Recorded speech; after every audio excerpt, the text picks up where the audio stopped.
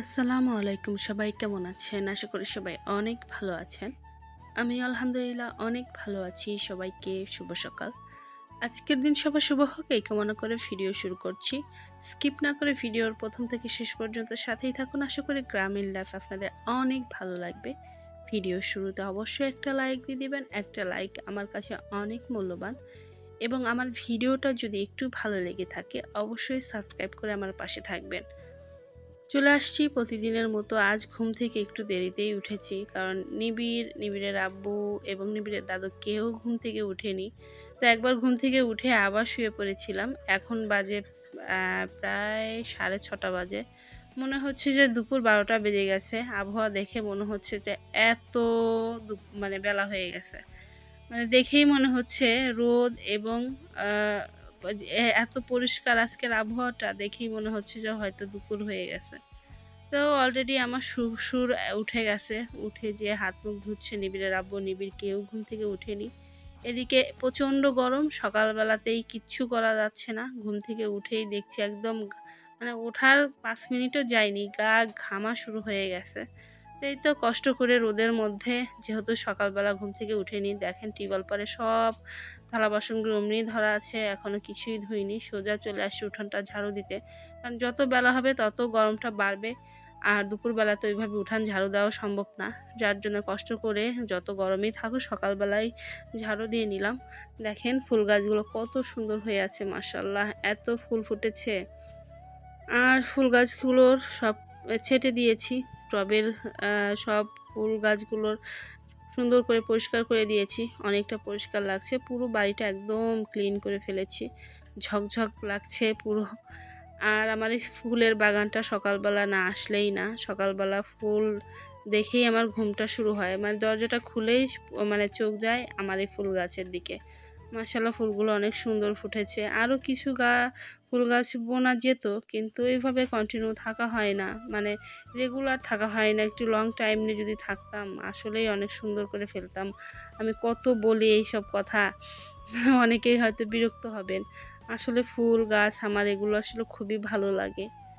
আমার মানে সারা বাড়িটা ফুলে ফুলে যদি সাজাতে পারতাম, মানে কল্পনা করি এরকম গাছ, এরকম ফুল গাছ এরকম করে করে সারাবো, বাড়িটা এরকম লাগবে। মানে মনে মনে শুধু ভাবি, স্বপ্নে দেখি।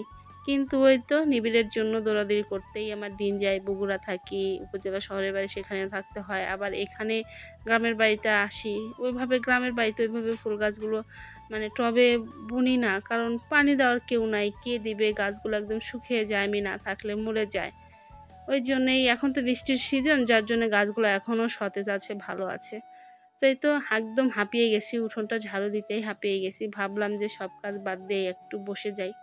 কাজ তো করতেই হবে, সারাদিন করব, কিন্তু এত সুন্দর বাতাস দেখে আর ভালো লাগছিল না। মনে হলো যে না, এখানে 5 মিনিট একটু বসে যাই। তো 5 মিনিট একটু জিরিয়ে নিচ্ছি, একদম ঘেমে ভিজে গেছি বললেই চলে। তো 5 মিনিট জিরিয়ে নিলাম, এরপরে যাব থালা বাসনগুলো ধুতো, কারণ কাজ তো করতেই হবে, কিছু করার নেই। এদিকে আমার শ্বশুর হাত মুখ ধুয়ে বসে আছে, আমাকে ডাকেইনি। আমাকে বসা দেখে সে এমনি বসে আছে চুপচাপ। তো তাড়াহুড়ো করে চাটা উঠিয়ে দিলাম, চার পানিটা তুলে দিয়েছি। এদিকে আমার শ্বশুরকে একটু বিস্কিট দিয়ে কলা দিয়ে দিলাম। তারপরে কাপড় চোপড়গুলো ধুয়ে নিব। কাপড় চোপড় বলছি, এই যে কথা ভয়েস দিতে গেলে না আল্লাহ কত যে মানে কতবার ভয়েস দেই, সেটা কেটে দিয়ে আবার পুনরায় করি। মানে ভয়েস দেওয়া অত সোজা না। অনেকেই ভয়েস একবারেই হয়ে যায়। আগে তো আরও দেরি হতো, এখন অনেকটা মানে কমেছে সময়টা। অনেক তাড়াতাড়ি ভয়েসটা দেওয়া হয়। কিন্তু অনেকবার আমার পুনরায় ভয়েসটা দেওয়া লাগে। কারণ এই কথার মধ্যে উল্টাপাল্টা বলে ফেলি। দেখা যায় যে আপু ভাইয়ারা যদি সেটাই যদি দেই, হাসতে হাসতে পেট ব্যথা হয়ে যাবে। যার জন্য কেটে কেটে আবার নতুন করে ভয়েসটা দিতে হয়। ধুবো থালা বাসন, আমি বলে উঠছি কাপড় চোপড়গুলো ধুয়ে উঠবো না, এখনও কাপড় চোপড়গুলো আছে, সেগুলো ধুতে হবে থালা বাসনের সাথে সাথে। আজকের রং চাটা নাকি অনেক টেস্টি হয়েছে, আমার শ্বশুর বলল যে খুবই ভালো হয়েছে। এই তো এক গাদা থালা বাসন আগে একটু মানে মেজে রেখে দিয়েছি, অফ ক্যামেরায় মেজে হালকা করে ধুয়ে নিয়েছিলাম। এখন আবার পানি দিয়ে একটু তাড়াহুড়ো করে ধুয়ে নিব। অনেক আপুরা ভাইয়ারাই বলেন, "আল্লাহ প্লেটটা এত কম ধোন কেন? ভালো পরিষ্কার করে ধোন না।" আমি আগে থেকেই একবার করে ধুয়ে রাখি। মেজে অনেক অনেক সময় দেখা যায় যে সব কিছু একদম থালা বাসনগুলো ভীম দিয়ে সুন্দর করে মেজে রেখে দেই। পরে বা একটু ধুয়ে আবার অন ক্যামেরায় আবার একটু করে ধুয়ে নিই। যার জন্য মনে হয় যে না এত কম ধুয়ে কেমন করে এরা মানে কাজ করে, কীরকম করে রান্না করে খায়। আবার অনেক আপুরা ভাইয়ারা আছে যে মাছ ধোয়া নিয়ে অনেকবার আমাকে বলেছেন যে, "আপু এত তাড়াতাড়ি মাছ ধুলেন, মাছ ধোয়া তো এত কমে মাছ ধোতে হবে না।" তো অফ ক্যামেরায় তো মাছটা ধুতে হয়, কারণ অ্যা মাছ ধোয়াতে যদি আমি ০.৫ ঘন্টা ১০ মিনিট এরকম করে দেখাই, তো বাকি ভিডিও আমি দেখাবো কখন? আর ভিডিওই করি মাত্র ১০ মিনিট, ১১ মিনিটের ভিডিও।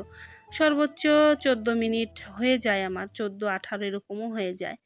কিন্তু দেখেন এই শুধু একটা কাজ যদি বারবার দেখায় অনেকেই বোর হয়ে যাবেন। একটু, একটু করে সব ভিডিওই দেখানোর চেষ্টা করি আমি। একা বকর, বকর করে যাচ্ছি। আসলে আমার কথা বলাটা অনেক বেশি হয়ে যায়। মাঝে, মাঝে ভাবছি যে কিছু, কিছু আ একেকদিন ভিডিও করব আমি, ভয়েস দেব না। এমনি দেব, দেখি আপু ভাইয়ারা মানে কি বলেন। আমি বোধহয় ২ টা ভিডিও দিয়েছিলাম। মানে সময়ই পাইনি বললেই চলে। যে ভয়েস দিব কখন সেটা সময় পাইনি। শুধু ব্যাক মিউজিক দিয়ে ভিডিওটা আপলোড দিয়ে দিয়েছিলাম।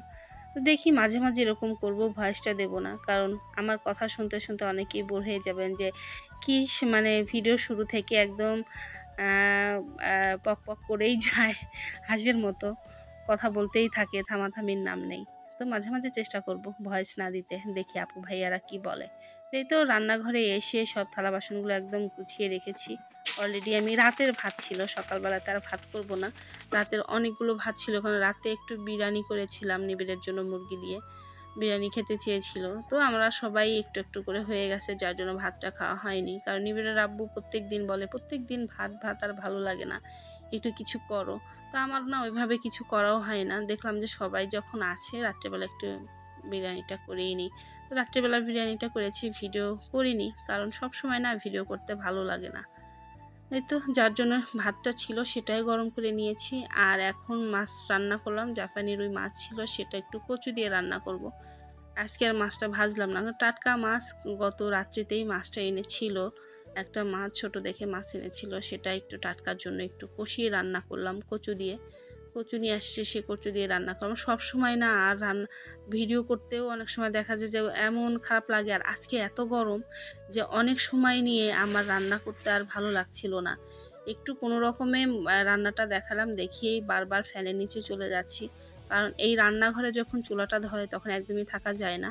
এই তো এখন বাজে, সবাইকে খাইয়ে দিয়েছি। এখন বাজে প্রায় ১১টা বেজে গেছে। তো এর মধ্যেই নিবিড়ের আব্বু বাইরে গিয়েছিল, তো আমার মামা শ্বশুরের গাছ থেকে এই তো তালের শাঁসটা নিয়ে আসছে। মাশাআল্লাহ, তালের শাঁস খেতে আমার এত ভালো লাগে। তালের শাঁস খেতে, খেতে এখন বাজে প্রায় ২টো ২.৫টা বেজে গেছে। এর মধ্যে নিবিড় আব্বু খাইতে চাইলো। নিবিড় আব্বুকে খেতে দিয়েছি। তো লেবু চাইলো। তো লেবু তো ঘরে নেই। গাছে ২-১টা লেবু ধরেছে। সেখান থেকে একটাই তুলে দিলাম। মাশাআল্লাহ, লেবুগুলোর এত রস, আর আমার প্রায় ৪-৫টা লেবু গাছগুলো এরকম মরে গেছে। আর ২টোর মতো লেবু গাছ আছে, তাও তেমন একটা ধরে না। এই তো বিকালবেলা আসছি এই সাইডে, পশ্চিম সাইডে আমতলা। এখানে এসে নিবিড়ের আব্বু কাঁচা আম খাইতে চাইলো। আর এই গাছের আমি খাইনি, প্রথম খাবো। তো আমাদের পাশের বাড়ির রিয়ামণি, সে বলল যে, "ভাবি এই গাছের আম এত মানে কাঁচা মিষ্টি, কাঁচা আম মানে টক মিষ্টি না, টক না, খুবই মিষ্টি, কাঁচা মিষ্টি আম।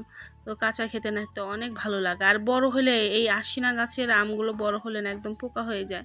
তো ২-৩টা আম আছে, একটা, একটা করে পেড়ে খেয়ে শেষ করে ফেলবো।" তো এখানে নিবিড়ের আব্বু আমরা সবাই আছি, বসে থেকে কথা বলছি আর আম খাচ্ছি। এখানে আমার মামি শাশুড়িরাও আছে, সবাই মিলে কথা বলছি আর খাচ্ছি।